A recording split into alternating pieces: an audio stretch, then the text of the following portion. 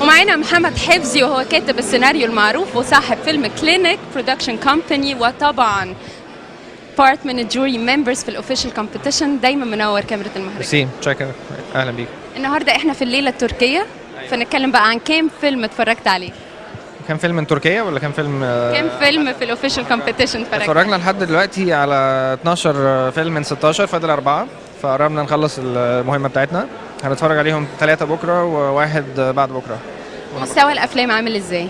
مستوى الافلام ما اقدرش اعلق عليه قوي، لان المفروض ان انا ما اتكلمش عن المداولات اللي بتحصل والمناقشات وكده، بس اللي اقدر اقوله ان الدوره دي دوره كويسه جدا من مهرجان القاهره بشكل عام، من اول الافتتاح لحد ان شاء الله الختام هتبقى دوره مميزه ودوره كويسه يعني. وانا بتهيألي الافلام ومستوى الافلام بعبر عن حال صناعه السينما في العالم كله، مش بس بعبر عن حال المهرجان، بعبر عن حال صناعه السينما في العالم كله، وكل دوله بتنتج افلام شكلها ايه. وطبعا مهرجان القاهره والمهرجانات اللي هيفضل مهم في المنطقه، مش بس عشان تاريخه على فكره، بس عشان يعني بيحاولوا كل سنه انهم يقدموا حاجه كويسه وافلام كويسه وضيوف كويسين وكده، والندوات اللي بيعملوها. والسنه دي الملتقى بتاع الملتقى الاول السينمائي اللي بيعملوه، انا شايف ان دي خطوه كويسه قوي، وفي مهرجانات سبقونا فيها، بس احنا كويس ان احنا عملناها السنه دي.